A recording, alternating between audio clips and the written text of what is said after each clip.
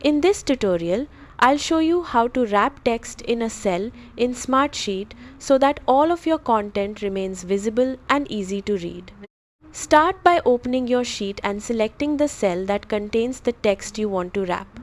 If the content is longer than the width of the column, part of it may be hidden from view. Next, go to the toolbar at the top of the screen and look for the Wrap Text option. Click on it while your cell is selected.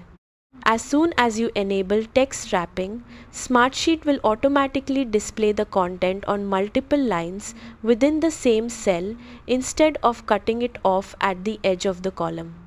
If all of the text is not visible right away, you can adjust the row height by dragging the row border downward. This gives the wrapped text more space to display properly.